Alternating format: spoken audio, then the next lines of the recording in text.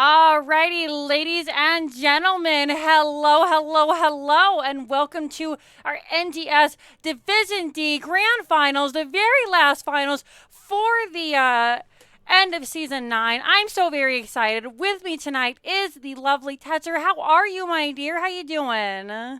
I am excited. I'm very tired because I'm working on almost no sleep, but I am running off pure adrenaline and also probably caffeine, but mostly adrenaline for the final match of Season 9. I'm very hyped for it. Like you say, it is Division D, East versus West.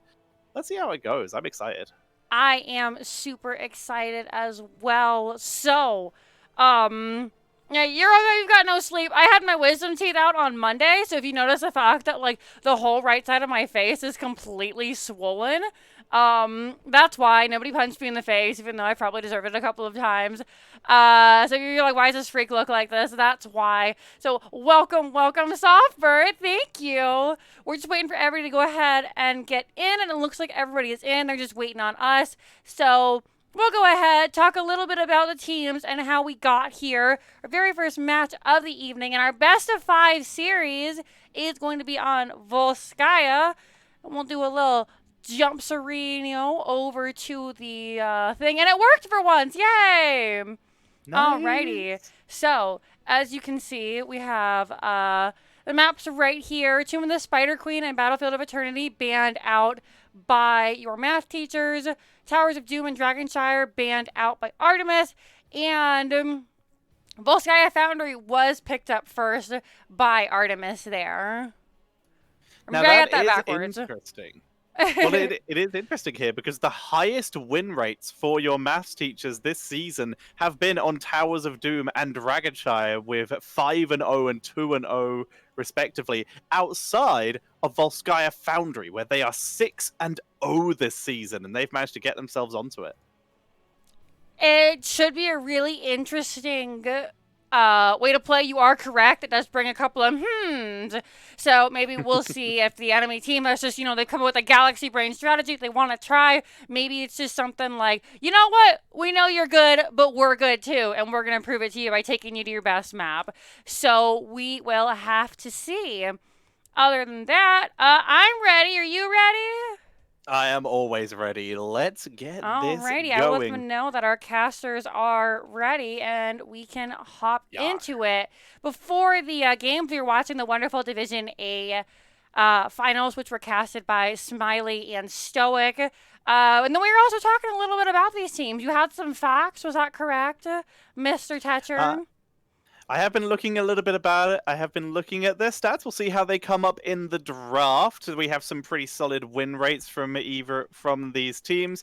I noticed that there is a 100% win rate on Cassia for your maths teachers, and this is every map is a good Cassia map, so we could potentially see that focused down quite a bit. And of course, if you look at the other side, though, Anduin is 8-0 for Artemis. The ETC is 9-1. Sorry, 8-2. ETC is 9-1. There are some really high win rate heroes here that these teams might be focusing. And it's curious when you look at those super high win rates and look at the heroes who are banned most against them as well, where you could see, I'm trying to find that stat 'cause it's on the page somewhere. You can see Zool at ETC is banned a lot against your maths teachers, whereas Artemis, it's not banned that much against them at all, despite ETC being one of their top, higher win rates. Interesting. We'll have to see what they can do with those picks. It looks like you were saying, both teams prioritize a lot of ETC, so we'll see if they ban it away. Who will get that cow first? We're going to see Malfurion and Mephisto banned out right out the gate as we jump into Volskaya Foundry. And I always love the stats, especially since none of the heroes you mentioned were just banned away. And with only 6 bans in the entire game, some of those picks are going to get through. Those are heroes in their top bans against them, though. Your maths teachers, sorry, Artemis usually have Mephisto banned against them, and it happened this time. They are now up to 10 times it has been banned against them, whereas your math teachers, they are now up to 8 times that Malfurion has been banned against them. So there's a lot of focus here. There's a lot of fear in play, but we're going to see that Johanna removed. She did receive nerfs, but she is still she is still playable to the point of disruption on a map like this, where area control is key. Garrosh and Johanna get a lot of value. We're going to see that Sonya taken away next. And with all these big tanks being removed, like you said, the ETC is definitely up for grabs here. And I wouldn't be surprised if it's actually picked right here in the first spot. And there it is. Glam Metal ETC picked right out the gate. So who else does that leave open? What are you expecting to see? So in terms of tanks, we're going to be looking, like we already mentioned, at the Garroshes. We're going to be looking at Muradins. Diablo has also leapt quite high in priority. But Varian. Varian is one of the heroes who we have seen played at least a little bit. They played him 9 times and have an 88% win rate, which means they are 8-1 with Varian. He doesn't offer a lot of mosh interrupt, but he does offer a lot of control. I'm curious whether they do play him in the off lane or not. By the looks of their compositions, it could be, because the last time they played Varian was with Imperius. Okay, and we are going to see that Imperius picked up right away. The ETC Imperius really strong here, and it has come to my attention. I was looking at everything while you were giving us those wonderful stats and opinions that, despite my best efforts, the teams have put themselves on the wrong side. So we're just going to go ahead and hope this doesn't crash things. Do a little swap-a-reno. There we go. Artemis will be our red team, and your math teachers will be our blue team. Wait, have they? Your math teachers are... Yeah, sorry. Yes. Yeah, your math teachers are on the left. Yes. Okay, got it. Yes, we good. Alrighty. I just had to look it up. I was like, because everybody was talking about the picks and the plays, and then you were talking about the bans, and I was like, this doesn't seem right. So I went and double-checked the squads, and I was like, yep. They didn't listen to me. They're on the wrong side, but we were able to squash that away. No problem at all. That Anduin is going to be banned out. Like you said, they don't want to deal with that Divine Yeet, preventing them from getting those kills. Ana going to be banned out here as a response, and I think that's really, really strong. Just Ana plus a mage. It feels terrible. But they are going to get the Rhaegar now. But they are running Rhaegar into a composition that could still pick up Stukov or Deckard, some of the solid counters to potential Bloodlust compositions. But if this is a Bloodlust composition with Varian and now Zul on the board, which they have a 6-2 win rate with, they could still get a really solid rundown here. And Zul into Imperius is an interesting trade-up that Zul can play well if he can dodge the spear. But here we go. Here's that Deckard Cane to try and shut that down, shut down any potential Bloodlust, and Valor as another safe backline damage dealer to try and just kite out the Varian and the Zul, because neither of them have insanely hard long-range engage. Right. This will be a really hard engage from the side of Artemis. And like you say, engaging into the Zul, and ooh, with that Kael'thas now especially, can be really quite difficult. We'll have to see what they can do. I think both teams have a lot of really strong point control. It should be a really great first game. Hopefully. Like you said, you already mentioned that Artemis, they have a lot more burst potential with their composition. Tassadar alone already gives a lot, and Imperius can solo heroes on his own. With Rhaegar not really having the best consistent healing until level 13. They've got a long way to go to be able to get the sustain to maybe tank through this. So they've got to rely on the Zul tankiness to carry them the early game. And of course, Varian Taunts to try and pick up heroes with that Kael'thas. That Kael'thas is a really smart last pick because it gives them the early game that they were lacking. I really like the draft from the side of your math teachers. We'll have to see what they can do with it. But the Imperius, he's just the outlier for me. I think Imperius is so very strong, especially with that ETC to set him up. I mean, they're just standing there, and as long as he doesn't press that face melt, it's just a free stab. But nevertheless, we're going to go ahead and jump into game number 1 in our best of 5 series. Would you like to observe for me, my love? I am already on it. So, ladies and gentlemen, spawning on the left-hand side in the blue trunks, it is your math teachers, with Rikuheim on the Rhaegar, Zez going to be playing the Kael'thas, Coyote Stark on the Zul, Kuzan on the Reyna, and Inti, great name, on the map, especially as he's playing the Varian.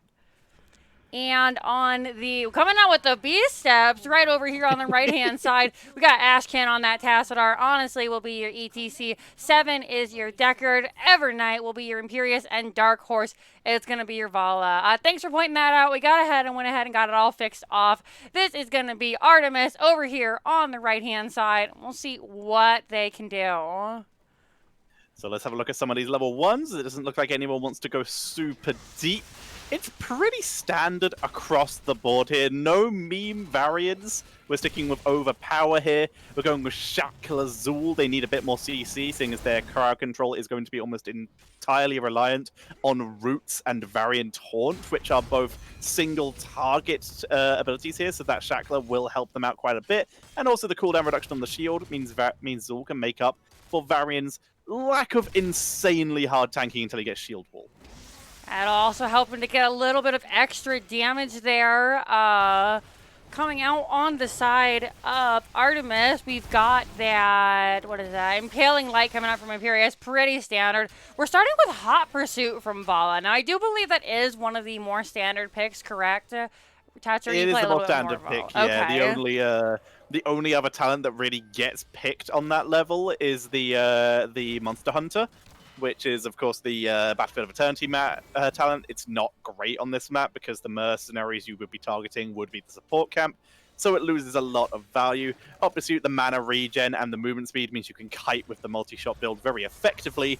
It can lead into terrible builds, but I've set myself up for failure there. I've set myself up for BM, but we will see. We will see. The multi-shot build is, of course, the more standard build. And in a similar vein, no PvE here from Reyna, going with Ace in the hole. Not necessarily the terrible build. We call it the perfect APM build. If you have 100 actions per minute, then you can probably find success with it. Otherwise, we know a lot of players really struggle going what we've lovingly referred to as that Chad build. Vala. Another thing I want to talk about is the teams are just going through the game and soaking, Okay, trying good. to grab those camps. We have a super early Siege camp picked up here from your math teachers. Is we're not getting that field study from Deckard. They've opted to go Sapphire and then, of course, Ruby. And as we're talking, ETC oversteps a little bit. First Blood going over to your math teachers. I hope this means we're going to see Emerald on level 7, because it's been so long since we've seen the full perfect gems value. That's what we like to see. Taunt into Kael'thas Netherwind. The Gravity Lab setup. It is beautiful. That's exactly what they should be doing. They should just be grabbing these on anyone who oversteps in this early game, and this will give them that early game until the objective happens, and Imperious might be able to start doing the exact same thing back at. Imperious gonna be stuck down in the bottom lane, soaking forever. That shield support, though, going over to your math teachers. They've got a phenomenal lead as far as items go here in the early game. They've got 3, which, I mean, up until, gosh, I don't know how much longer is left till the camps come up, as we see one of the turrets go down here now. But, okay, 25 seconds. So for another 25 and 18 seconds, that is the most items you can have, which must feel pretty good if you're your math teachers. It's definitely going to help them out a little bit here. There's some interesting talents I want to point out while we're just chilling. For starters, full Lightning Shield build on the Rhaegar is potentially risky, but you have Varian. He's guaranteeing someone's going to be standing next to him for at least 1.25 seconds. So there's a little bit of value there. And of course, it's going to be very good value for Zul late game, but this may mean we see an Ancestral, but it should probably still be a Bloodlust.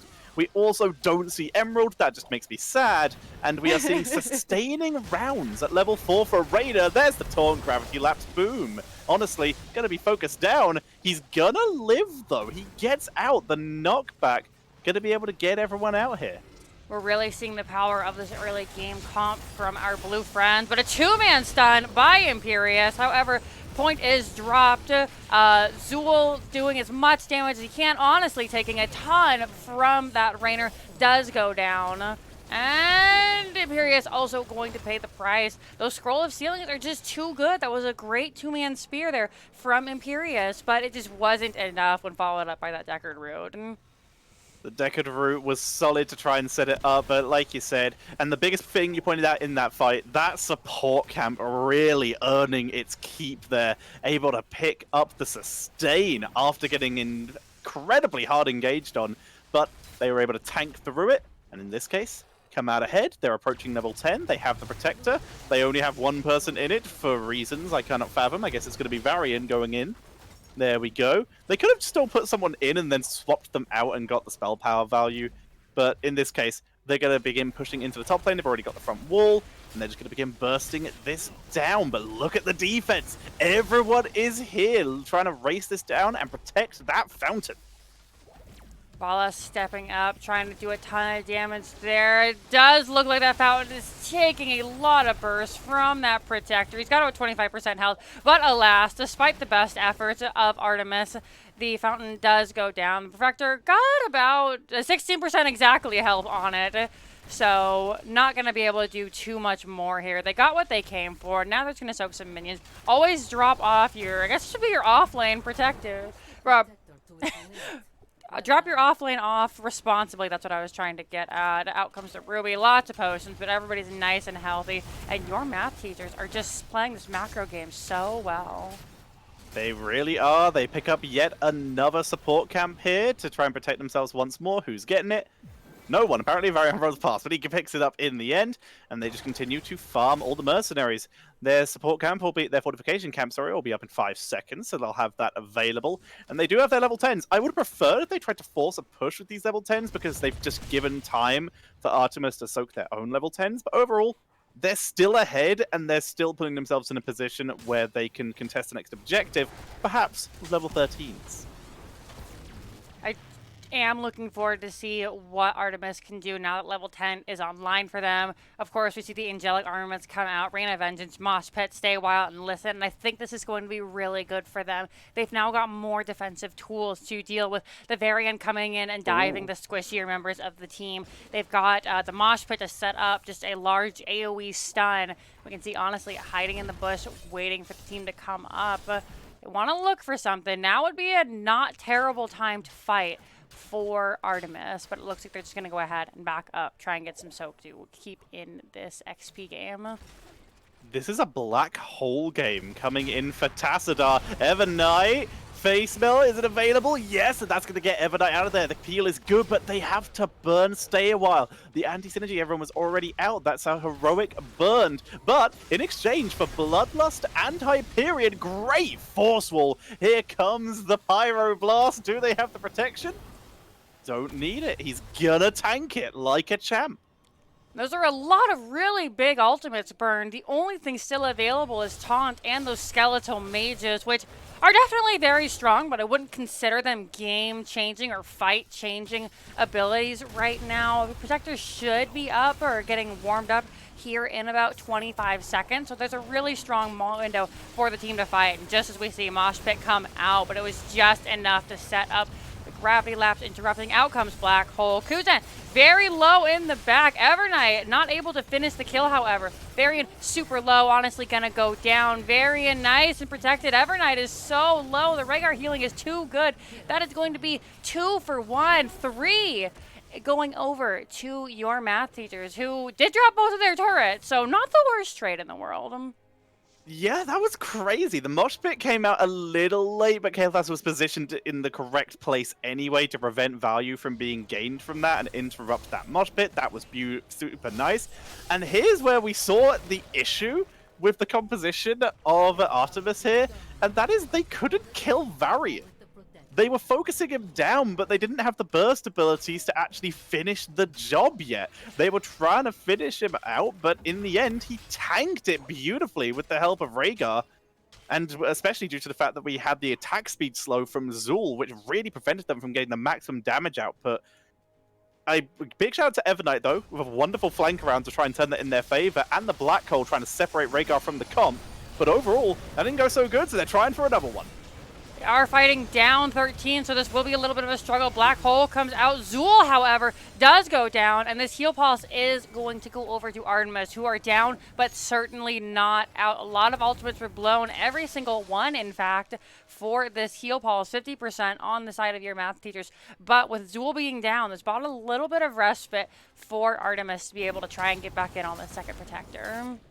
Yeah, that was beautiful. The sleep set up into Black Hole, completely isolating Zool, guarantees them not only control over the first part of this objective, they also hit level 13, which means they are now on even talents. Yes, they have lost a couple heroics. They will have Mosh Pit back in time for when the enemy contests, though. But now they're at least fighting on even talents, which was a bit of a concern a couple minutes ago. They have another chance to fight on those same talent tiers, like you were just saying. Everything up except for Stay a While and Listen, and that Tassadar Black Hole, and the Angelic Armaments. So actually only just a couple open. They do have that Heal Pulse and a couple of items. Bloodlust coming out, and now the team is in full-on regret. However, 7 stuck by that, that root is going to go down. He lives, actually. Surprising. This is all happening. I'm very excited if you can't tell. Imperius goes down. 7 lives. What an incredible fight. Bloodlust came out, really destroying the members of Artemis, who now have to fight down a talent here in just a moment. It looks like this protector might actually head over to the side of your math teachers once again. Yeah, they're down a talent, down a hero. They can't afford to contest this, even with everything available except for Black Hole, which once again was used incredibly. Ashkan is really making me a believer in this heroic right now. But numbers and heroic numbers, talents, and now Protector in favor of your math teachers. They seize control and they begin their push. We're seeing a banner of Dalaran to try and set up for these Pyroblast bursts. They're trying to take out Mazez early, but the team is very split. Look at Dark Horse. He has no mana in this fight. Stay a while is good, but you can't sleep the robot. And as that 7 pays with a good chunk of their health. Evernight jumping in to get a little bit of extra damage. John Knight saying good things happen to teams that press R together.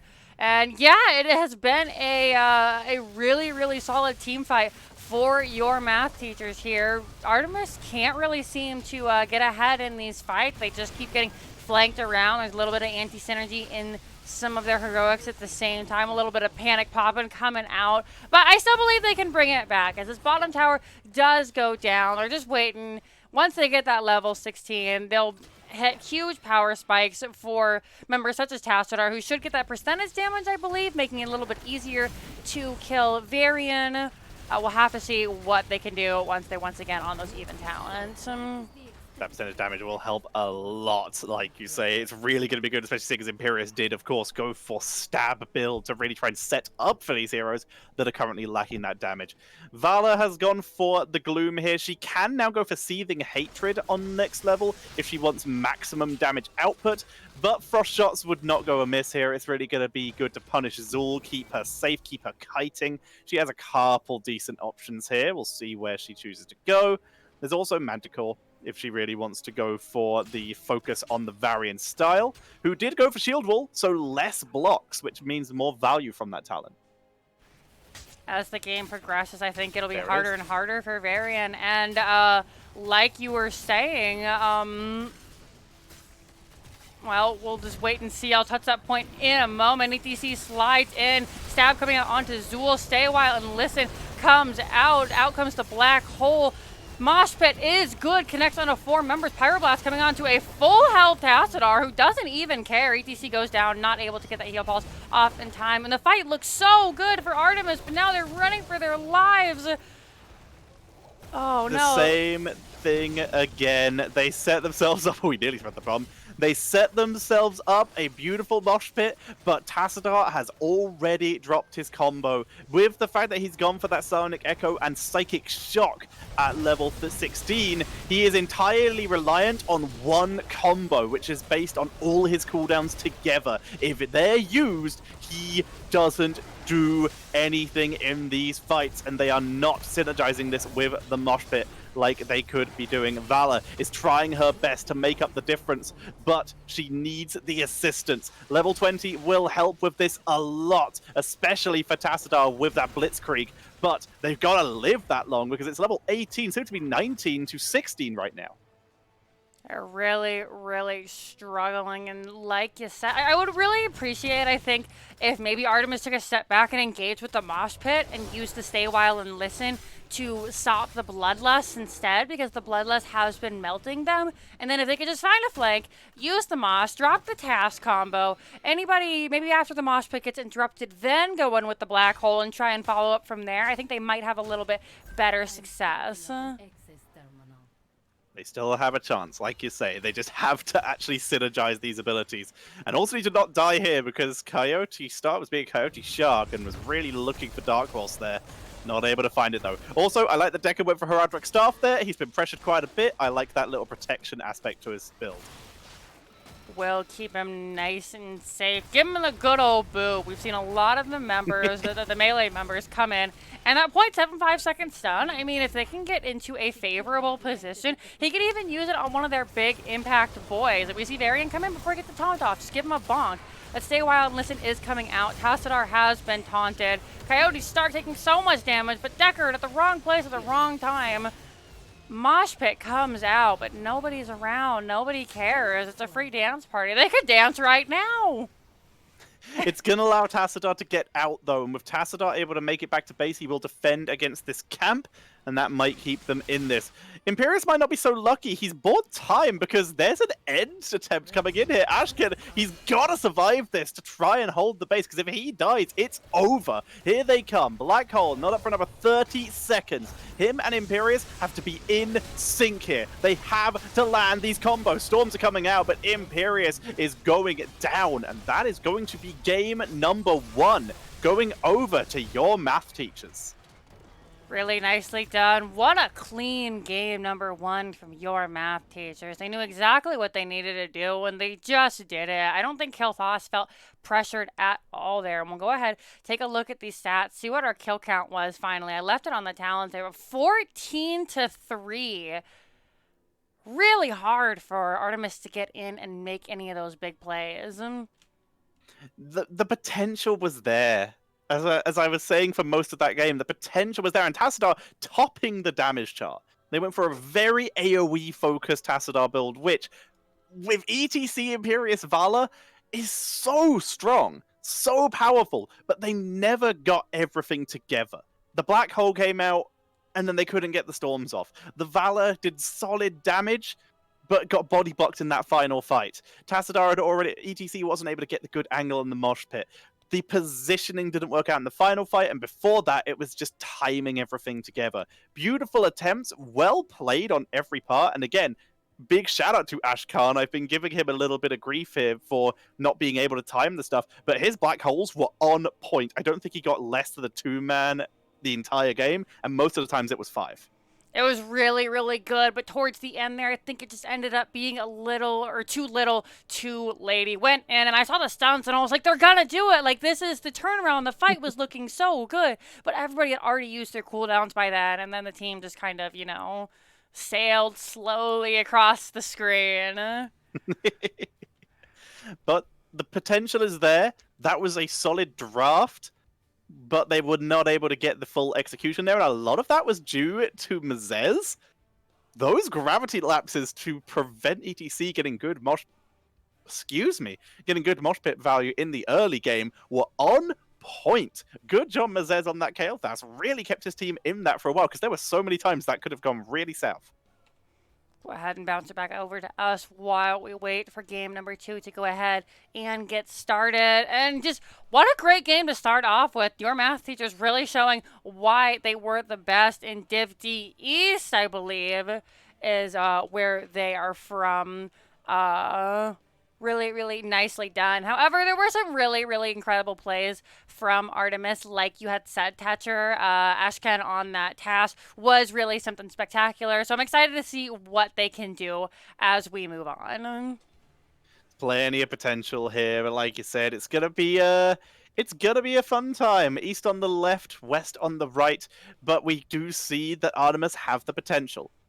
I'm gonna mention it one more time. They have shown that they have a really solid drafting mindset because there's so much power in the draft they have here. They just gotta pull it off. But right now, a much simpler to execute draft coming in from your math teachers. Sticking with the simple math, no next level algebra here, just an easy sum that is very easy to pull off and was executed to perfection with some incredible play from Inti, who wasn't Inti at all. He was just in the back line preventing real damage dealer value. Just good job.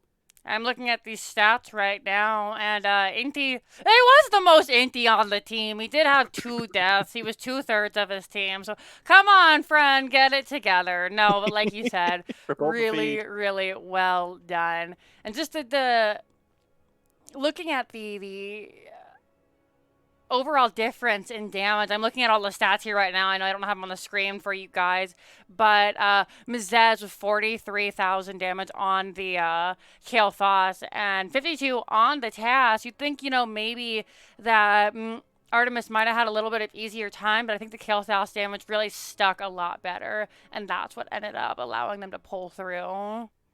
Yeah, the really big show there is the fact that Vala only got 30,000. And that's not any fault of her, but that build you should be seeing more. But the problem was Inti. Inti was just on Vala the majority of the game. And if not, Zul was in there. And Vala, without that extra range that Farfight Quiver offers in level 20, she was getting caught in that attack speed slow that Zul offers. And as such was losing damage value. So she didn't lose the damage due to any fault of her own. It was just she was pressured so much. Whereas EGC and Imperius, they're both aggressive tanks. And Varian, he's just in the back line. He lived there. There's a lot of jokes about Varian main tank, but I really think it has some value, especially since our biggest tanks, being Johanna and ETC, did just get nerfed. So we're seeing a lot of ingenuity coming out from all these tank players and changing what has been happening. I'm going to see if we don't have another lobby set up here. It looks like we're still waiting to see what that is going to be. And let's take a look at these maps while I try to make sense of them. Once again, we did have to swap the teams, so let me make sure that everybody is on the right side. Everybody is updated where they should be. And yep, your math teachers, 91. Whoops, that's not what it's supposed to be. 91 to 0 feels bad. First to 1 for 100. your math teachers. It's first to 100. We've been casting for approximately a day and a bit now. But no, we're just waiting for everyone to get set up, waiting for a lobby to materialize. I have received no messages, so I am hoping everything is good, and we'll be jumping into game number 2, hopefully, very shortly. Yeah, I'll take a look, and if I remember correctly, you were in the call with me. It was Artemis who picked Volskaya Foundry, correct?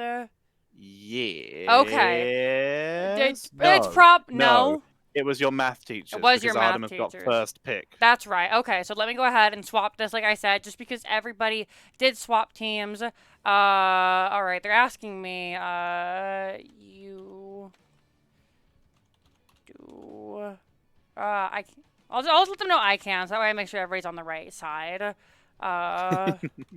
Remember, don't swap them again. That will just mess up your system. Yeah, so I will go ahead and get that started. It looks like nobody was really quite sure what was happening.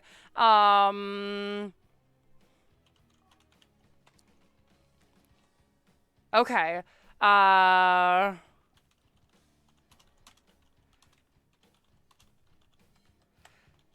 Just messaging the teams.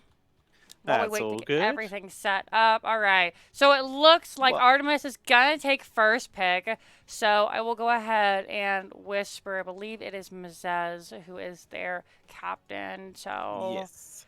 While you do that, I'm going to have a look at some of the stats of the heroes that we saw in this most recent game to see how the effectiveness was shown. Looking on the side of your math teachers, they were able to bring out, we already saw the Rhaegar. At the time, that was 5 and 3. That is now 6 and 3 for them, so it was looking good, but is a solid hero, but didn't seem to warrant the ban there. The Kael'thas was 6 and 1, so that was one that snuck its way through. Usually a pick we would see potentially on Infernal Shrines, but managed to make its way in there. We already mentioned ETC, very popular for very popular for the side of Artemis, but doesn't work out in their case this time. They were 9-1 with it. Now they are 9-2. Feels bad, man. Varian, on the other hand, was 9-1, is now 10. Sorry, was 8-1, is now 9-1 for your math teacher. So they've really managed to stack up a couple of those. Really managed to stack up some solid win rates on quite a few of those heroes they just played.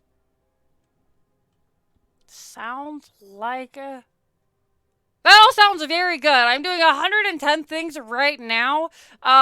So more stats are good stats. We're gonna go ahead and set up this lobby. It is going to be Alterac Pass is our second game of the evening. Your math Nice. teachers, go ahead and get that thrown in there. I will update this in real time. Thank you everyone so much for your patience while we're running around doing this. Every team likes to do things a little bit different every single time. So it's always the luck of the draw. Like, what are we gonna get? I will go ahead and be observer. Yeah.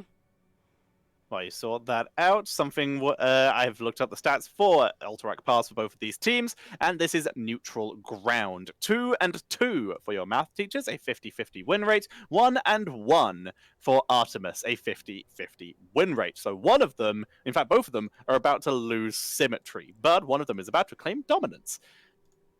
Feels good, but it's a nice seeing the differences there. Well, I said I was going to make the lobby, and then it looks like Mazaz went ahead and made a lobby, so we're figuring that all out. I'm going to go ahead and try and get in there. There we go. Why didn't you tell me you were already in a game? Oh, I didn't look who I joined. I just clicked on the link, sorry. That's all right. I was looking, I was like, why is he in a game? But we have it all sorted already. Like I said, Alterac Pass is going to be picked up by your math teachers. And I'm trying to make sure everything was right. I swapped the teams, which means I probably need to swap the bands. Nope, they are the right way. They're the right way around this time, or the same way round as you had them last. The teams are right, but as you can see, we're looking at the bands, and I do believe that Tomb of the Spider Queen and Battlefield of Eternity, they were banned out by not Artemis. They were banned out by your math teachers since they did pick the first game. I think you might be right. All right, so we'll go ahead and swap that. I wish there was a swap map options. So that would be lovely. Don't only forget Tomb and Dragonshire as I swap. Or Towers of Doom and Dragonshire. It just becomes Tomb of the Spider Queen. This becomes Battlefield of Eternity. This one is Dragonshire, and then the other one was Towers of Doom? Yes. All right. Towers of Doom. So, having a look at the everything is set. Very match. Good. The most recent match by your math teachers was, in fact, an Alterac Pass game. So we do have a little insight into how they draft, where they once again ran a Bloodlust-style composition using Johanna, Thrall, Greymane, and Tassadar against the team of Bunker Funtime, where I believe they were victorious once again in order to make their way here to these grand finals. Alterac Pass is always an interesting one because, like, they're the teams who absolutely love it and they just dominate on it. And then they're the teams when they're like, okay, we pick Alterac. And you're like, oh, no, not Alterac. like, please, anything but. So we'll have to see which of these teams each one is. As we jump in, clearly your math teachers are ready for this, and after seeing them do so well with the prolonged fights of Volskaya Foundry, I'm really excited to see how they do with a very similar objective style here on Alterac. As am I. Let's get this underway. This is a larger map, though, so there is a little bit more potential for global potential here, especially as bosses exist on this map. So split pushing can get a lot of end game potential. But let's see where we go. This is a map where obviously Abathur leaps up in priority. But interestingly enough, Abathur has this season not been played by either team. Neither team has a noted game on Abathur. That's really interesting because you usually see the teams have one Abathur player because all you weirdos who like to play Abathur, like every single team I've ever been on, there are like 9 people who are like, hey, can I play Abathur? And then they're like, no, we have our Abathur player. It's John. And then Steve's also like, I also play Abathur. You're going to see that variant ban out. No Abathur coming out.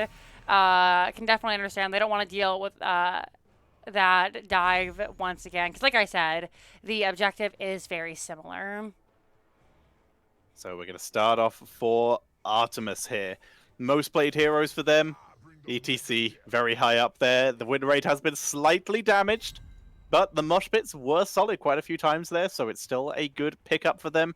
They're going to bring him in. He's not with some of their most played. Their most played are Reyna, Johanna, and Anduin, but this is good. However, Tassadar now finally being played for the side of your math teachers. And this is where it gets scary because they are 5-0 with Tassadar.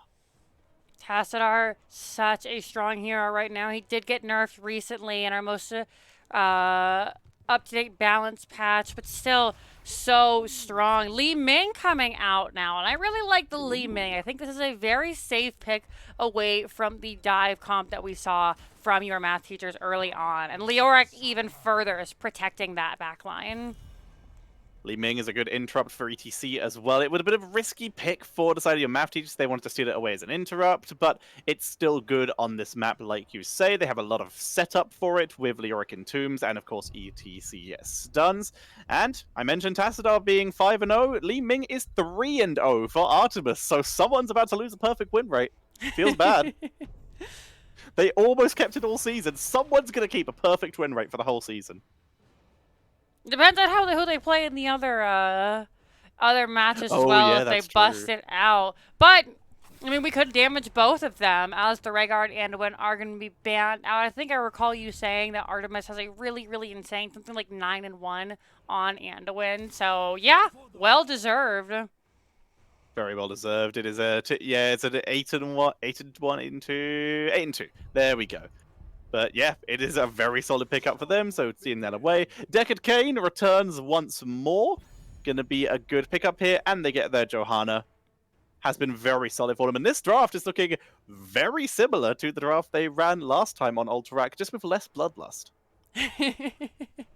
Deckard is going to swap hands this time, going into the side of your math teachers.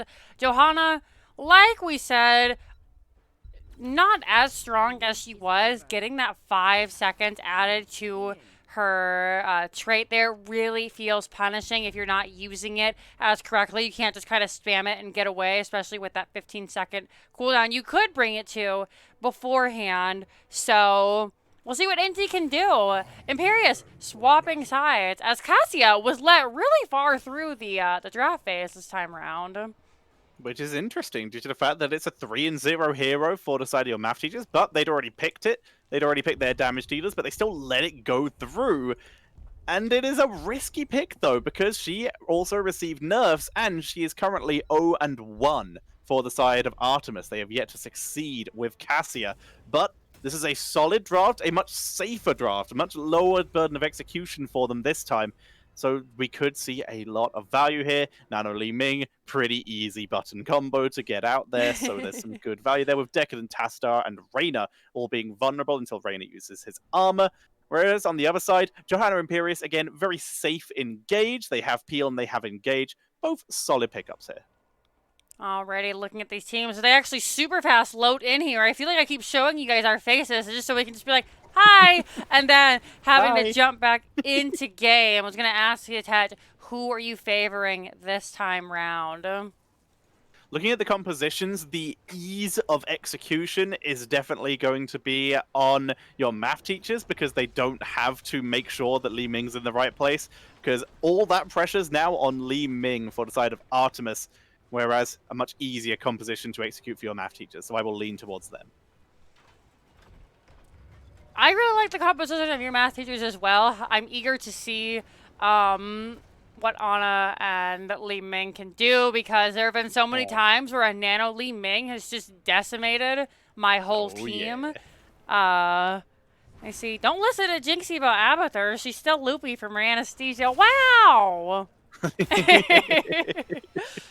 Let's get this underway. Percentage damage, burn the Impure for the Imperious. He's got an ETC to kill and Leoric to beat in the lane. Very sensible. The battle of the percentage damage is at level 1 there. Good power side onto Johanna to try and get out, but they build a wall, and honestly, he's going to get out. Turns out you can go over the wall, as we see, honestly, tanking through. I'm sorry, terrible joke.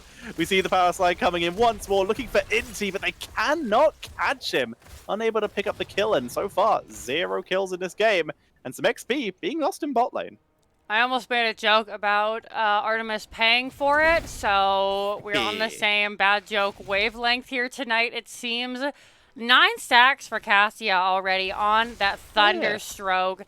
Opting to go for that Q build, seeing as her auto attacks were nerfed, as I said, in that most recent balance patch. Getting that 10 feels good. And with long fights like Alterac Pass, we're going to see this just soar, methinks. The Q build is very solid for pokes. We have seen it a lot of times on Battlefield of Eternity as its key map before the rework. And after the rework, obviously, Charge Strikes was too good to not pick.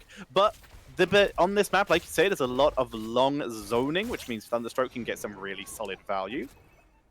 And Charge Strikes would be shut down by the blinded Johanna. So it's a very sensible pickup here, coming in, adjusting the build. And it also makes her nano-worthy. And that is going to be one of the bigger points here, where they actually can have someone do damage if Li Ming gets popped.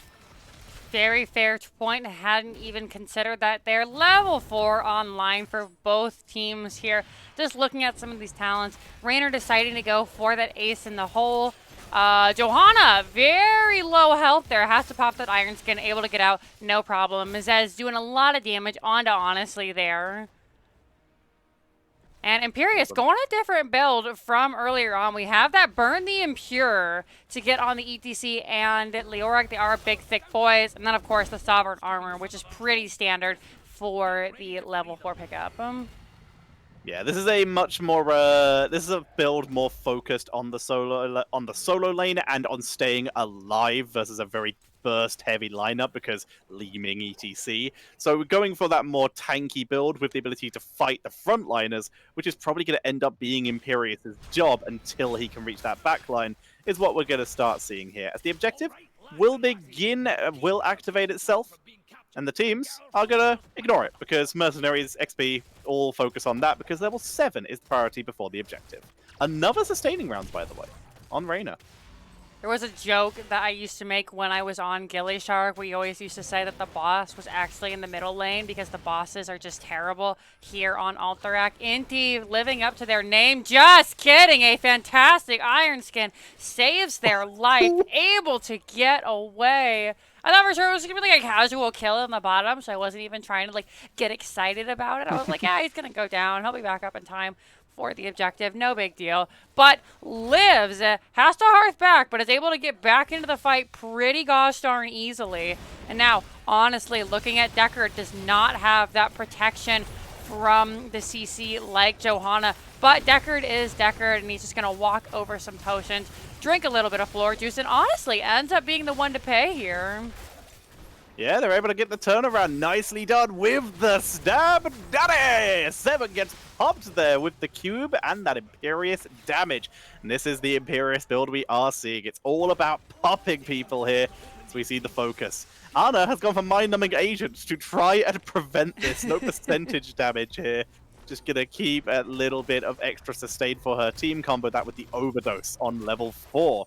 Really trying to hold this as best they can, and right now, the objective is controlled by your math teachers. Excuse me, had a tickle there in my throat. All good. So we see, honestly, he's trying to stop it. He's tanking it, but he's just eating the percentage damage. And there goes the objective, and, well, he's bitten off a bit more than he can chew here, but Reyna actually goes for the penetrating round, but they're unable to finish the job. This is going to be your math teachers picking up the first objective once again. Really just abusing the team here on the side of Artemis. Poor Honestly. ETC isn't the highest health tank, and they're just damaging him so much. The Imperious with the burn, the Impure not even caring about the 25 armor he gets from his trait. And once again, honestly, a sub 50% health. Ooh, go up, drops down to 25 there, even after tapping the well, has to back up, and we could see this mid lane tower just pop. Yeah, they are focusing down that fort. It might go down here. Just as a point, this might be another black hole game. We have another Psionic Echo here coming in for Tassadar. We have Electric Fence, which is usually a little more indicative of a black hole because of extra damage output and zoning potential. This can still be Archon, because Archon just fits anywhere. Doesn't matter what build you do, it works. But Inti, very much living up to his name there, but the potential is there for Black Hole Round 2 from Mazez, as to really show him how it's done. Let's find out, as level 10 has just been hit. Nope, we're sticking with Archon, okay. I like the Archon. We're going to see a spicy camp invade come out here with level 9 available. There's nothing Artemis can do except for head back and just try and clear these up. Like I was saying, before that fight broke out there, the boss really is the middle lane here. These top and bottom bosses don't do a whole lot, and these gnolls, if you leave them to push, fun fact, they do negative 20 armor to the buildings, as you can see there. So you can't let them push for free. Yeah, including, I found out this recently as well from our mutual friend, including the core. Even though it doesn't display it, it does reduce armor on the core, which is kind of crazy. Yeah, that is really interesting, especially since the core has its own armor from the keeps. So if you have 3 keeps down and then there is a gnoll camp on your core, then it just melts. Your math teachers, speaking of melting, destroying that top boss. Out comes Artemis trying to get the bottom boss. Here comes Coyote Stark, though. And the way they've been doing these impales, I wouldn't be surprised if we do get a 5-man. But nope, bosses are traded.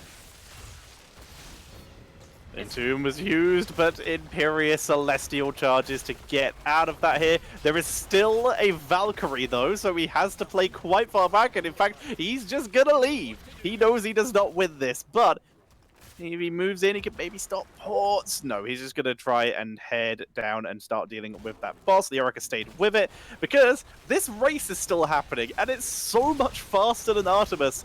Your math teachers piling on the pressure. They take down this entire front wall, Hyperion, for good measure, just to guarantee the escape. Electric Fence, Force, will they get the kill as well? That is some value from there. They look for Dark Horse as well. Unable to finish the job on him, but they set themselves up for the first keep of the game. What a push. Poor, honestly, just stepped a little bit too far forward and ended up costing them their life. The force ball was on point there from the members of the blue team. And then, of course, the route to follow up from Deckard Cain, the boss stun helping out. It just felt so bad. ETC is one of those tanks where when you're good, you feel real good. And I mean good as far as the map, not player skill, of course. But if you're not doing so hot on the map, then it just feels awful. Yeah, it could be a really rough time here, as we do see. Hang on. And then movement coming in, honestly, is deep. There's the mosh pit, and he does stop Imperious. The sleep dart shuts down the mosh interrupt, and they've got some good damage onto Kuzan here with Here Comes the Nano Boost, leaving Reset 1, but honestly is down. But poor Deckard Cain's having a bad time. Here is Coyote Song with the save, though, and that's going to be Ashkard going down here, a sleep dart. Oh, Ashkard, he's going to get out, but the objective was taken. That ends up being a 1-for-1 there. Go ahead and take a look at these deaths and assists and everything as trying to see if that was the first death for it was first kill going over to Artemis there onto Raynor. Big old goose egg for the rest of the members, which you're sitting pretty if you're your math teachers. They have this middle fort down. They have this objective, and now they might be looking to take the second keep. Most people knowing that you need to take at least 2 keeps to try and end the game. They are being zoned, though. They didn't want to take that fight, but with Imperius, who's busy focusing on the last fort in the game for Artemis, and they're gonna get it. Defense will not be in position, as Dark Horse focuses on that cavalry. Now, the cavalry isn't a huge threat here. It will not win the game, but the problem is it can weaken the core, meaning one team wipe, it would have been enough for your math teachers to go for an end. It's a safe move, but it's putting their keep at risk. I think this is enough for the Cassia here, and she needs to come here for this defense. All 5 members of your math teachers pushing in this bottom lane. Leoric having to skirt away. Keep not long for this world. The minions are too strong, but they have to back out. The team is enough. It's got about 3 hit points left. Maybe a Talsadar spook later on in the game will bring it down. But for now, the core remains having, I believe it's 40 armor. They hold for the moment. Angelic Garments comes out, and Tass finishes the job. Blessed Shield, they're going for it, though. That is a deleted shot there. But finally, here comes the mosh pit. Stayer One lists to shut it down as Ashkan. He really wishes he had Nano Boost right now, but Arda is gone. There's ETC, and with 2 keeps down, the spawn timers are low, but the potential is there. They're hovering around. They may try and end here. Looks like Inti is going. The team is so very low, however, and it looks like they've decided, you know what, we've gotten enough from this. We're going to try and find something else somewhere. Johanna tanking for Coyote Stark there, making sure they stay nice and healthy. They're going to go and look to grab these gnolls on the aggressive side of the map. Li Ming showing her value there. As long as she's alive, the core may stand. The threat of a reset, just too hard to deal with.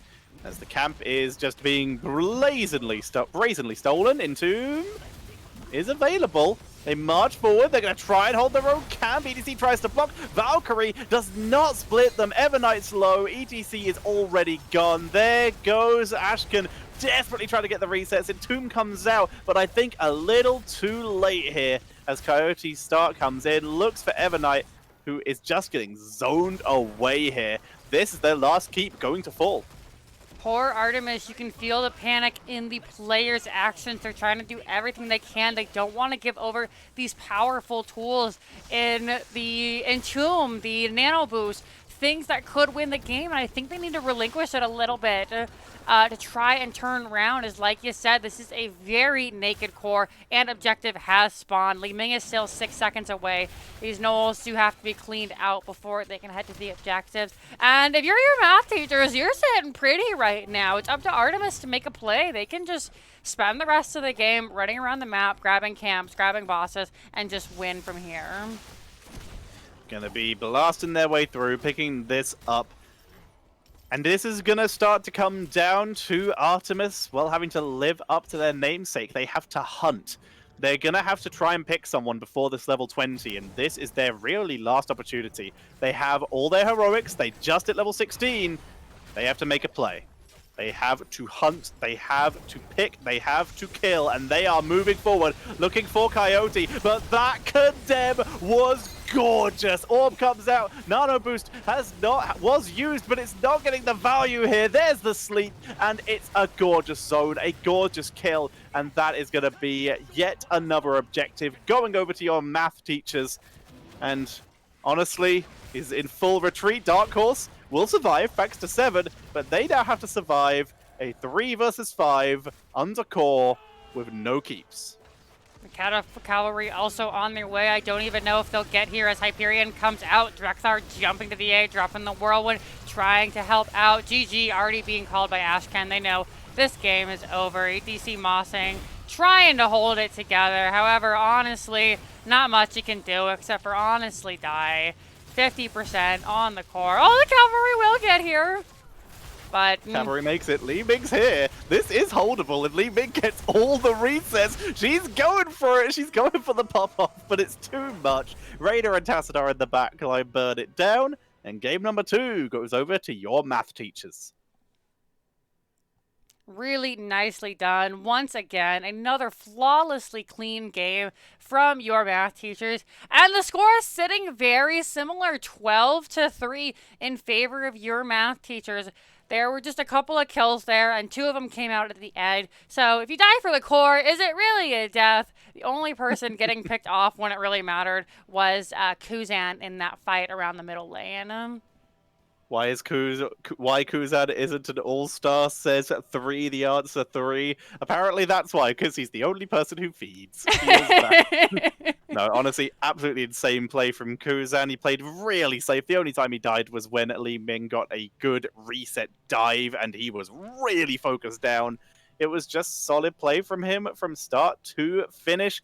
And Inti, again, beautiful tank play. Incredible stuns, great setups, and really preventing ETC getting value again. Right, my professor 1 game away from being Division D champions.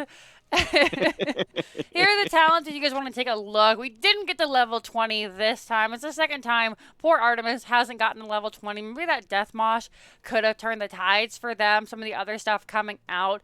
The Rock Stopper, I believe, from Cassia against the armor could have been really, really helpful there. But Inti, like you were saying, Tetcher, if Johanna was nerfed, I certainly didn't see it in that game. Yep, just beautiful stuns, good damage output, went for full blind build plus Holy Fury, and just was maximizing damage output to just allow Tassadar and Reyna to do their job. Imperius, of course, we already mentioned. Burn the Impure plus Holy Further for damage output, and then Sovereign Armor. Heat of Battle was a pretty clutch pickup this game, by the way, for massive healing output, and then Melting Touch for the armor reduction. They were just grouping everyone with Johanna. Imperius was getting the percentage and armor reduction with Melting Touch and Burn the Impure. And then Reyna and Tassadar just had free reign. Was a really difficult game from your math teachers. But we still have 1 more at least, and the reverse sweep could start right now. Gonna go ahead and update the score screen, jump back over to us, and then ask the teams if they want first pick or map pick. Luckily, we have the Whispers still available. Nice. Ask 7 that right there. I hope you all are having a lovely time. Thank you so much for coming and hanging out with us. There are a lot of places you could be on a Friday night, and we're glad you chose to hang out with us at the NGS channel. !Storm if you guys are interested in learning a little bit about their Storm division that is coming up, as well as interested in funding the prize pool that is going to be a step above Heroic. Invitationals to get in. Nobody just gets placed in it. Gonna be a lot of fun. And then also, I believe, I have to double check while we're waiting for the teams to get back to us. Wedge was telling me that later this week, Tuesday, August 11th, from 7 p.m. to midnight Eastern time, so that is 4 to 9 Pacific time, they're going to be having a free agent combine. So if you guys have been watching, you don't have a team yet, you want to get interested in joining the teams, you're watching these games, you're having fun, you can go ahead, go out, play some games, meet some people. Teams can come and see what you're made of and then look to recruit. So if you're looking for teammates, if you're looking for, that one guy who does offlane because nobody wants to offlane, if you need a tank because God bless tank players, there's like 4 of us, 1 for each of the heroes that we play. That would be the place to go check that out. Absolutely. I'm excited about that. That should be good. It's kind of like college draft, in my opinion, where you get to see all that upcoming talent or talent looking for teams. I always have liked that, and I think that is cool, and I'm excited to see it. Should be very fun. I was tempted to enter, just drop in, but that would be fun. Nah, I'm just going to cast it instead. Alrighty, and it looks like we have a request from Artemis. They would like to play Infernal Shrine, so I'm going to go ahead and get that started. We'll just go ahead, lobby link. Infernal Shrines for Artemis. It is their most played map. They are 6-1 on it, so yeah. It's a pretty solid map choice for them. They're feeling confident. It's their home turf. I really like this switch up from them. A lot of teams, they want the first pick just so they can get that super OP hero. But since there aren't a lot of OP heroes out right now. I mean, there are a lot of very strong ones, but since the recent change of nerfs, there aren't, like, we have to get this, we have to get this, we need that first pick. So going to a map that you're more comfortable, where you have a couple of strategies and you play well, I think will really pay dividends for Artemis. As we go ahead and swap the teams, I want... all right, making sure Riku Heim honestly needs to be on the other team. Oh, I hate when they don't all have the same portrait. Oh, no. While you're sorting that out, while they get there, one of the teams does have the same portrait. They're all Lilies. That's super helpful. Hell yeah. As long as at least one of them has it, then you're all good. But yeah, just a quick shout out to Mazez. He is now 6-0 on Tassadar this season. So unless something happens in this game or any of the others, if Artemis start to make their comeback, then that is a perfect season of Tassadar. Good job. Just good job. Thinking that does mean that the reign of Li Ming, the 3-0 Li Ming, has come to an end. Hello, Turd Herder. It is good to see you. Thanks so much for stopping by. Figure out who wants hats. While I swap the teams. Swap team. Yes, I will do that with Evernight. There we go. Alrighty, Mazez. And 7. Yes. Nice. Alright. I have to change the... Alright. Tournament draft. No match history. Team 1 gets first pick. Mazez, set captain. And then 7 you said is captain. Alright, there we go. I will let them know that casters are ready. If you are ready, my love. Always ready, my love. Flies right at my face. Oh no. I hate that every time. Here somewhere. Yeah, maybe it says something about me, but it's like every time that I'm sitting here, it never fails. Like, I'm sitting here chatting to my friends, having a lovely time, and then a bug is just like, like, and it, always at the corner of my mouth, and I'm just like, please stop. Get out of here. Always a pain. I think I'm nerd crushing on JinxeeKatt, me too.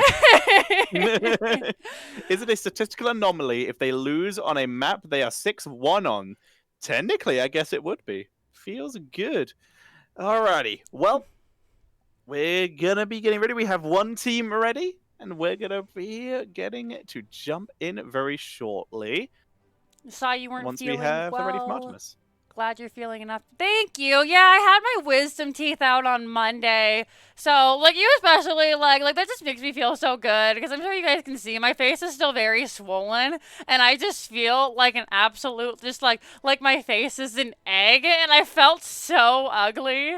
So, thank you. Like, I'm just here looking at myself. Like, every time I walk by the mirror, I'm like, ooh, like, who are you and why are you in my house? Completely disagree at looking ugly, so you can F all the way off. That's what I'm going to say on that, because you are beautiful. How dare you on my own NGS stream? Except it's not, it's the NGS official stream. Alrighty. Where's that ready? Artemis, please. Yeah. Guys, just question. Artemis? Okay, there we go. Alright, go. going. Good luck. Have fun. Boom, boom, boom. Nice. Third, it's so good to see you. I don't get to see you much, and like whenever you're doing like Nexus Edge, I get caught up and I can only catch like the first 15 minutes. So just like seeing you in chat, it's good to see you, my friend. It's lovely to see you all. Like, I love when people come and hang out and support NGS, especially when, you're cheering for your teams, or even if you have no investment and you're just here to watch some Heroes of the Storm games. I appreciate you guys so much. Thanks for stopping by. Feels good as the draft has begun. Let's get this underway. And we have the Sonya as the first ban. It snuck its way. I don't think it was banned in game 1, right? But it's still decent. Sonya, I don't think she was banned game 1. She was banned game 2. Mephisto once again banned away. I remember you saying that there are some pretty good stats for Artemis on that Mephisto. So get him out of here. Yep, it's been banned 9 times against them. If you include today's matches, that is now 12 bans of Mephisto against them, which is the ultimate show of respect. But that makes sense because they're 6-0 on him. So a very sensible ban away coming in from your math teachers. Just like that, Task. We're going to see the Imperious ban, and that makes sense. Coyote Stark there on that Imperious was just devastating in the last game. So get him out of here. Let's get this going. First pick coming in for your math teachers. Gonna be the Zool. He returns once more. This is a good map for him. Lots of areas with lots of things to hit, which means lots of cleaves. It's a solid pickup here, and this is also a decent map for split pushing, so Zool gets maximum value. I like the Zool. I think he's in a really solid place right now. It is Coyote Stark on the Zool, so we can assume that that could potentially be the off lane, unless they're planning on doing a spicy role swap into Tank Zool, which again, still very viable. Tassadar and Johanna coming out here, really solid, clean for that Immortal Shrine. Now, Furion comes in. Now, once again, this was banned against them in game number 1, but it's made its way in this time. Over 18 games, has a 77.78% win rate for your math teachers, which I believe is their best support. So that is a nice pickup, except for Deckard Cain, who they are now 2-0 on, so I guess that is technically their best support.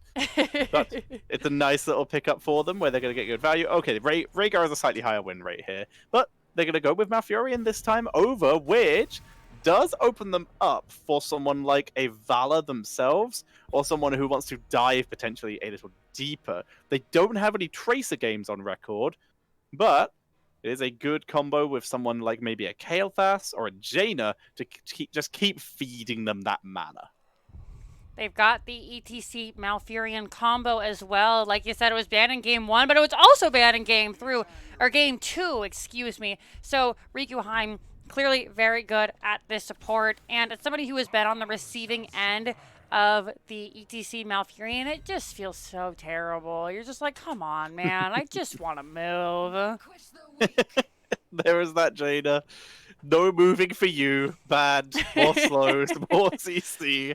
Movement is illegal except for Leoric, as we are going to see that Jaina come in. They now need one more ranged hero. Reyna would be wonderful again, completely fine. If not, then Orphea would be solid here. Lunara is fantastic. The slows for days plus Lunara combo means they have a beautiful and oppressive setup here. And there's the follow-up. They needed some AoE healing. They need some solid healing output. Anduin, he fills that in well enough for Artemis here. Stukov could have also maybe filled in that role, but they don't have any Stukov games on record.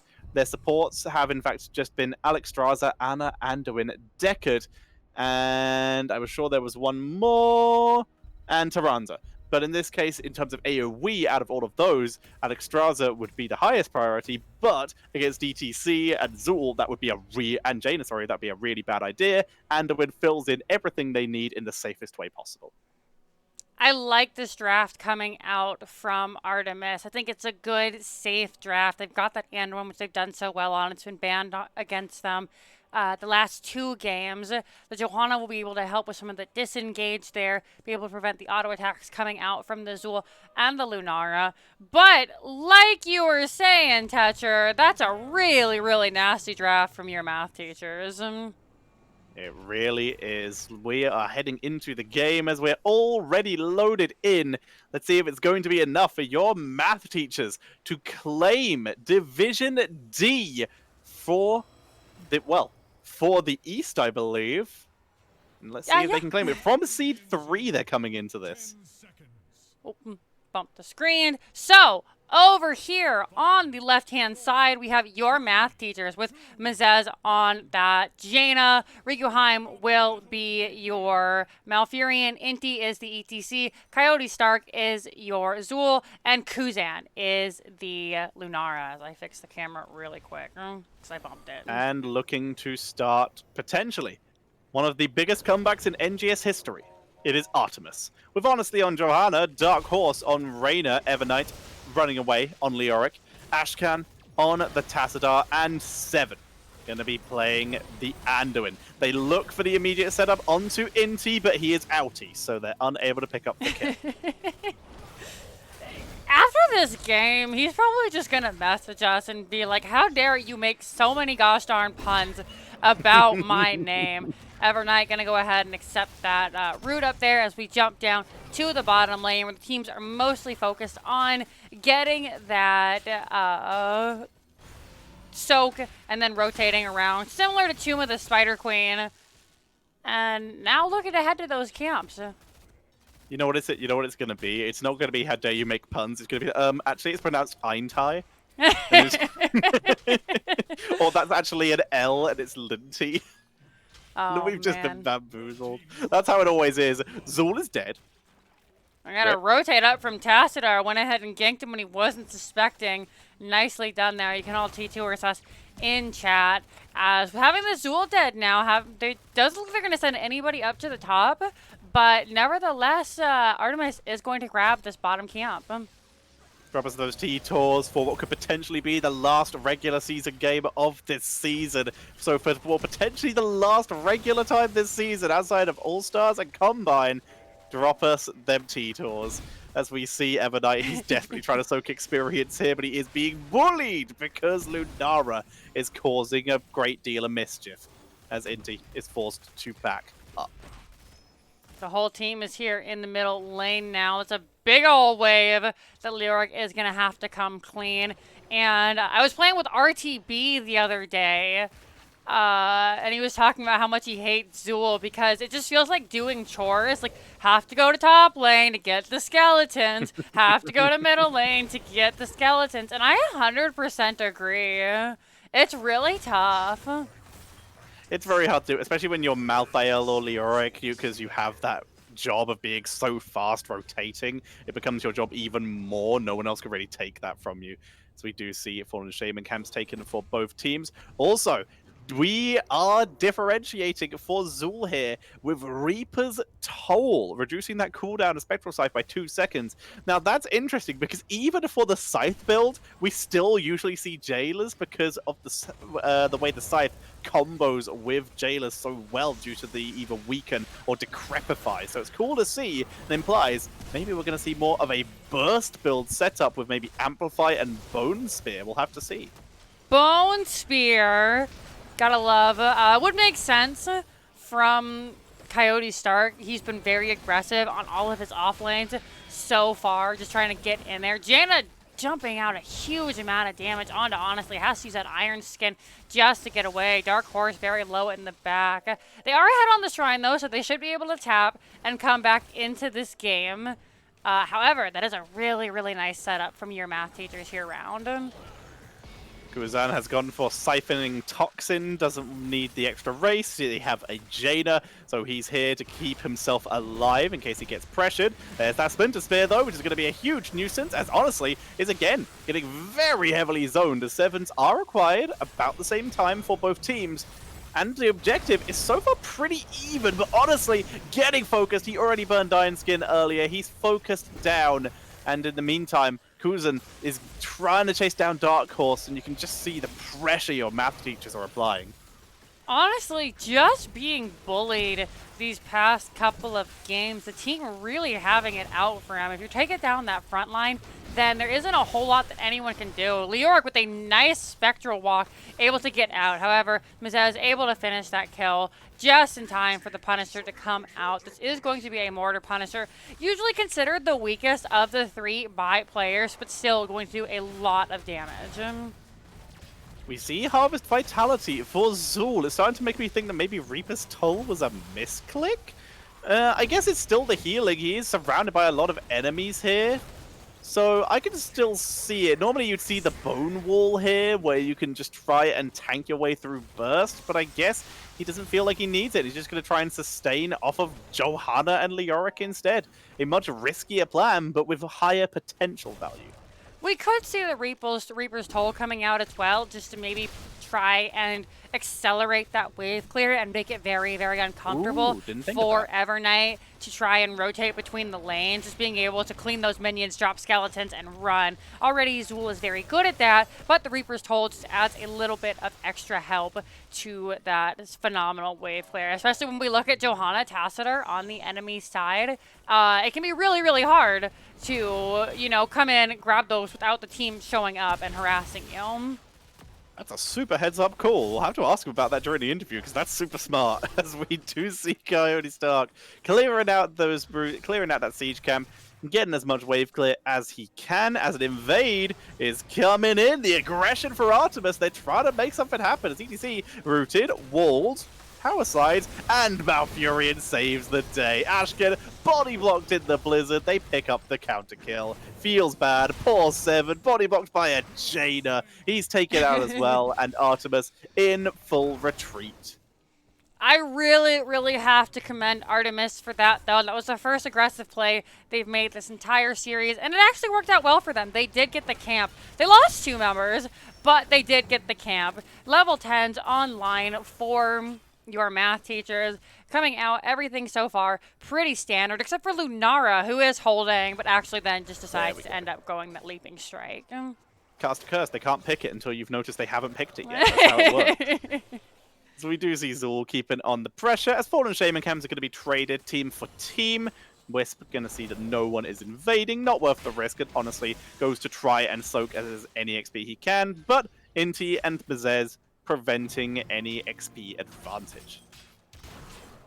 Everyone is just trying to soak up here right now. Level 10s, like you said, coming out. Once again, we are going to see that black hole from the TAS. Anduin holding their heroic. It is going to be the light bomb, just as I say it. Out comes the Blessed Shield. Skeleton Mages are dropped. Coyote Stark doing their best, able to stay alive with those strikes. And actually, it ends up being Tassadar who goes down first. Next is Anduin. And what looks so strong ends up really being a struggle for Artemis there, as it looks like, honestly, is going to be the next to go down. That Twilight Dream was absolutely insane. It simultaneously saved Coyote Stark, allowed Inti to get a mosh pit uninterrupted, and damaged heroes enough for Lunara and Jaina to pick up the kill.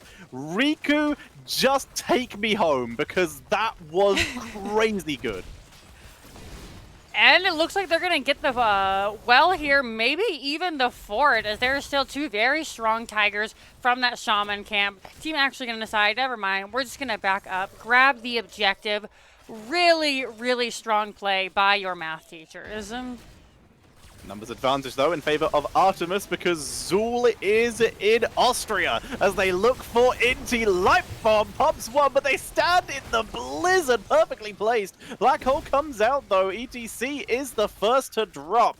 As you can see, Vazez, who's at Riku now with Coyote Stark looking for kills. They find Raider, and they're looking for more. They get the root, and there's the double. They turn that.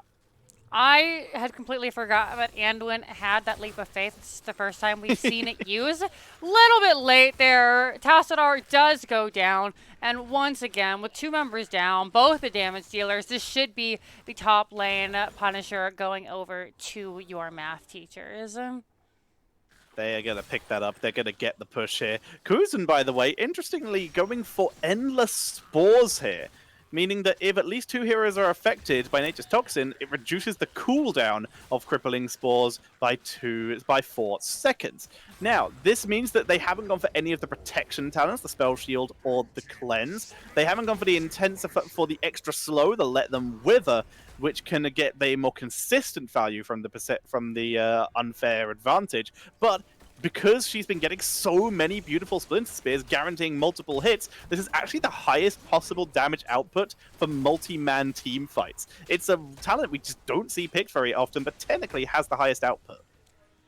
I think it's a really smart play by your math teachers and by Lunara especially, when you look at bold strategy picked up here by Anduin, there's an additional 2 seconds on the heal. So getting that damage over time on a burst healer can really put them in a bind as you try to get in. There we go, that Splintered Spear, like you said, hitting 2 members there. And then just the consistent refresh of that Nature's Toxin can really, really feel hard to play against. Yeah, just going to keep refreshing slows, going to keep that unfair advantage going. It's going to be a nightmare. Tassadar has gone for Oracle, which will help. If he stands still, he gets spell armor. He also becomes a target for ETC, but a swings and roundabouts as Leoric is going to Wraith Walk away. I mean, if you think about it, between the ETC and the Malfurion, he's been doing a lot of standing still. What is with these Twilight Dreams? There's the black hole to try and shut it down, but we already lose 3. Ashkin, he shouldn't have stayed. He shouldn't have stayed. Jaina runs it down, picks up the kill, is going to eat fort damage as they look for Evernight. And Zares look to chase it. Oh no, the poison! The refresh! He gets the refresh! He's going to try and fountain race it. Fountain versus poison. Let's go. Oh no, it's so low, so down. He's gonna get out. We see the Leo laugh. We live these. But he sneaks away. Definitely seeing why Reikuheim had this Malfurion banned away, because holy moly, those Twilight Dreams every single time. I think he hit all 5 members in both of these fights, and it just feels awful. Yeah, they can't interrupt Mosh Pit. If they're in the Mosh Pit, it's quiet down. Anyone who objects to this party, please speak now. No one? You're all silenced? Alright, let's dance. As this Fallen Shaman's going to be picked up very early. No camp, no objective available, meaning this will be cleared pre-objective. Whereas your math teachers now have the luxury to time this much better. Their camp will be defended under towers as well if they time this correctly, meaning that they are just setting themselves up for a gorgeous objective phase where that camp will be pushing on to keeps. Really quickly, I just want to point out, Silver Gaming, thank you so much for the 2 donations in the chat. Thank you for gifting the subs to 3, the answer 3, and there was another person I cannot remember off the top of my head. I just want to let you know that we see that, and we appreciate you very much. It was Striker. Striker, thank you. We'll take a look here at the Siege damage, hero damage, see where everybody is sitting pretty. Malfurion with that 50,000 healing, almost double what Anduin has been able to provide as another team fight breaks out here. Evernight able to use that Wraith Walk to get away. They live these. Right now, living is the sole important thing they can do. They're down level 16s. They just have to get this camp up and then maybe hope to look with 16 at this objective. Isn't it interesting how the most hype thing that the undead skeleton has done recently has been live? It's not his fault, they just haven't found the opportunity to engage yet. But he has been keeping himself alive, and obviously that's not as much of a big deal as the Yorick, but the fact he is means he's always up with that pressure of Entomb. So I'm really happy Etherknight's been playing this game really well so far. Once level I wouldn't mind seeing him be more aggressive. Yeah, and just to follow up on that, once level 20 comes around for the teams, if he's able to get that buried alive, I really think they'll do well because he's caught a couple of members in the Entomb. We see it come out, 3 members. Out comes the Light Bomb, out comes the Black Hole, and it is beautiful. Malfurion, the first to die, was able to get that silence off first, however. Inti jumping into the back, 7 running for his life, trying to heal up. Lunara is on top of him, though, and Astran all by himself, trying to get Kusin on his way out, but does fall. And the entire red team has been dominated. Kusin needs to be careful. He will die to these if he doesn't back away. He finally retreats. You get the sustain you get, 19 per second, is not enough to sustain against 3 of those Shrine minions. So as such, will port back to base, will sustain, but they take a very solid fight there. And now they're going to begin pushing in. It is currently just ETC because Zul had to go get the fountain, Lunara had to port back to base, and Jaina is split pushing, but they are going to have 4 people in time for this full push. This should be the first keep of the game going down. Johanna able to use the Iron Skin to tank that Punisher over the wall. This is the Arcane Punisher, second best in the game. The Frozen being the first as they now disable the towers. And with everybody on top of it, and only Evernight stepping up, this keep is just taking a whomp, and 50% gone already. Evernight also losing 50% of their health. However, Punisher is cleaned up. Fountain goes down, but team is going to be able to grab the keep, no problem. Penetrating round comes out. Doesn't do a whole heck of a lot there. Coyote Stark getting a little bit low. Is Blessed shielded. Out comes the Water Elemental. Light Bomb run away with, and Leoric does fall. I can't believe Coyote Stark lived there.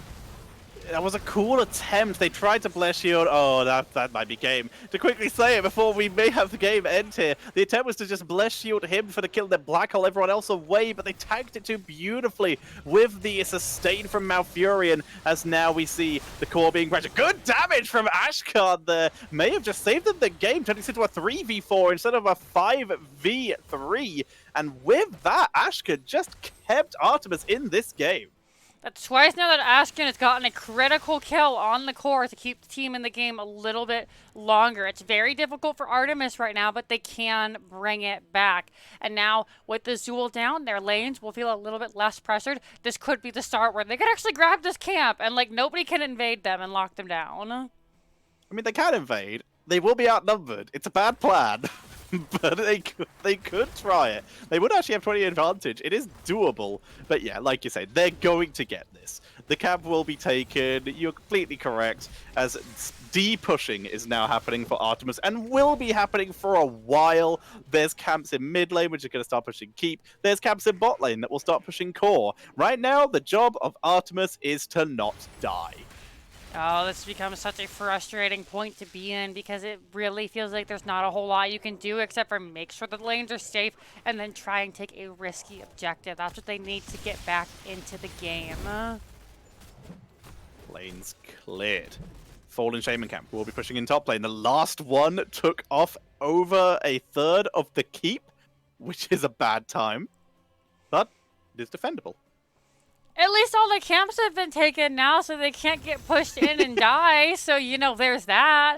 Once they clear the minions, like, bottom lane is pushing really well. Both teams setting up, trying to find a bush party. But Artemis saying, you know, we don't want to really feel like losing anybody down 20s.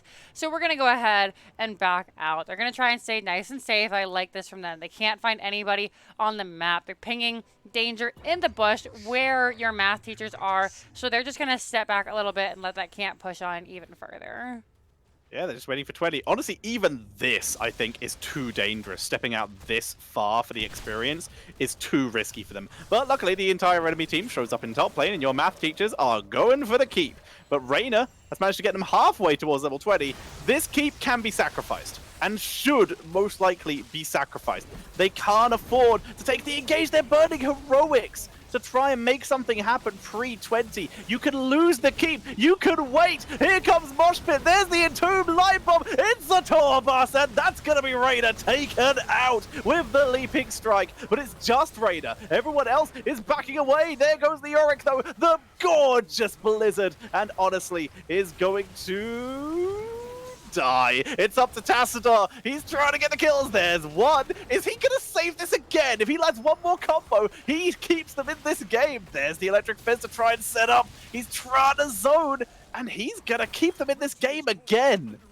Mazez far too low to step up. Kuzan equally as low. They both got 3 hit points between them. And Ashkan surviving, keeping the team alive. 68% on the core, but the dream is alive. The legend rolling out. However, objective is started. Still 30 seconds until the tank is back. I don't know that we can see Ashkan pull off the 1v5 on the objective with catapults pushing the core. Luckily, they are in the best possible position. I mean, it's a terrible position, but it's the best one they could have. They have Reyna and Tass alive, which means D-push time, and Leoric. They can D-push the catapult lanes, and the Immortal is coming through mid, where there is 1 solitary keep and 2 towers to try and keep them in this. This could not be better for them, making the best of a terrible situation, but now, unlike the last fight that they took maybe 30 seconds too early, now they have 20s, and Hyperion, the last possible heroic they had to wait for, has come off cooldown. It is do or die time for Artemis. It is time to try and make the comeback. Punisher is getting pretty low. However, it is the frozen Punisher, so this key not going to survive very long at all. They're stepping back, and I like this. Sacrifice the key. It's okay if it goes down, but it's not okay if Leoric goes down. He has to back out. Hyperion is completed. Oh, it's time for the Tomb. You've got 25% or 50% health. Oh, they're on the core. Punisher Black on hole. the core. Out comes Black Hole. Light bomb, but Not Jada. enough. GG's finally coming got it. out. They finally got what they needed, but they waited about 50% too long. Like, guys, this is life or death. You can't hold on to your heroic. What are you waiting for? The next game? I'm honestly so blown away at that last play. Like push the buttons. Yeah, absolutely. They got the combos. They really did pull it off. But by that point, like you said, Immortal's still alive. Jada, who was the one person not in that combo. Man, I wish we could have seen the end of that. One person on the combo just walks around, finishes off the core. Your math teachers, in a solid 3-0, are your Division D champions. Realize I didn't even update our maps. We'll go ahead and drop over to the maps. This was picked by the right team and won by the left team. Like you said, 3-0. Get it on the stream. Thank you guys so much for watching, for hanging out with us. Your math teachers are your Division D champions. Congratulations, guys. Hopefully you got a look at the end screen there. 24-6 was our final kill count there. Really, really nicely done. In fact, if you want, we can go through, take a look at the stats a little bit, talk about the talent, and then Tetcher, you can tell everybody where they can find you. I'll tell everyone where you can find me, and we can have a lovely evening. Once again, guys, thanks so much for hanging out and watching us. This was the final Division Finals for Season 9. But you can check us out in Season 10, where we will have things like the Storm League, the Storm Division, excuse me. The Free Agent Combine is coming up. All-Stars games are going to be happening soon. Exciting stuff coming up. The Storm Division qualifier also coming up that's very soon. coming up very soon. I personally am rooting for Won't Tank Unless Subpoenaed, which is the best team name. Wish them the best of luck. God bless. Like, I saw that and I laughed so hard. Like, it actually brought tears to my eyes. I will not tank unless subpoenaed. It's such a good name. I love it a lot. But yeah, let's have a look at some of these talents if you have them up on screen. And yeah, you were correct. The Reaper's Toll, by the looks of it, straight up just picked for wave clear. And it worked. In terms of siege damage, Zul got 177, which is a solid 50,000 more than anyone else in the game. So, good value there, solid Zuling. Otherwise, talent-wise, pretty normal. We saw the root from Jaina. We didn't see the Astral Communion from Malfurion. Went for Lunar Shower just to stay safe. Really great talents picked all around. Everybody got to 20 this time round. We did see that Glyph of Faith. However, by the time 20 was picked up, it was little, once again, too little, too late. Nothing was able to be done there. Artemis put up a very, very good game, and I feel like they should be proud of themselves. I'm going to go ahead and drop it back here. They made it all the way to the end. They are the Division D West champions, and they should be proud of that.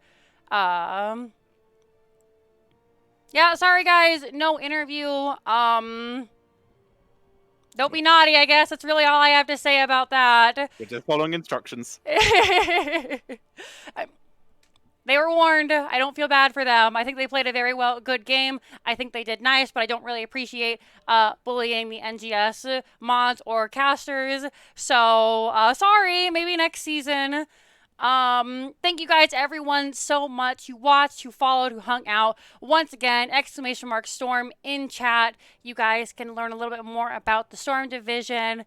Keep eye on the NGS Twitch, on the Discord, on their Twitter. They'll have more information about those other events coming up that I mentioned. For now, I'm JinxeeKatt. This is Tetcher. Tell them a little bit about where they can find you when you're not on the NGS channel, Tetcher. Well, just as a point here, what y'all are doing here isn't helping. Just talk to the mods. This doesn't help the case. I want you guys to be back. I want you guys to be back, but doing this doesn't help. I'm sorry. As we are, yeah, you can find me on Tetcher on Twitter. You can find me on Tetcher on Twitch, on YouTube. Just all those links /Tetcher, where I play heroes. I've been making a lot more creative content that I've been trying to make. I've been breaking some world records. I currently hold 2 heroes world records, which are fun. For the quickest ever beating the game using only voice commands in a player versus AI environment, and also for the most games cast at the exact same time. So check me out on those. It feels good, and again, congratulations to your math teachers. Really, really nicely done, teams. Once again, I'm JinxeeKatt. You can find me at the bottom down there. Twitter at JinxeeKatt, twitch.tv/JinxeeKatt. We play a lot of fun games. World of Warcraft, ton of Heroes of the Storm. We're actually playing some tomorrow if you want to come hang out for that. All sorts of really good stuff. We play some League on occasion, some D&D every now and then. So, yeah, you can find me there. Once again, please support NGS. They're a wonderful, wonderful organization of people. Congratulations to your math teachers. Thanks, mods, for cleaning up the chat. I see a couple of the players in there. GG's, guys. You had a really, really great game. And we're looking forward to seeing you guys next season. That's it for us. Oh, go ahead. Before we finish, this is my first ever season casting NGS. It has been an absolute blast. Thank you for having me. Thank you for having me on to cast with you, Jinxie. It has been really nice. I am an invader here. I am a British presence on American soil. 50,000 casts in New York Harbor, and it has been an absolute blast. It is a wonderful community, and I'm so grateful to have been allowed in and allowed to be a part of it. So thank you, NGS. Thanks, guys, so much. Alrighty, mods, if you want to raid over, we are all done. I'm going to go ahead and drop it on the ending screen. Thanks so much for having us, guys. Once again, have a lovely evening, and we'll see you later. Bye.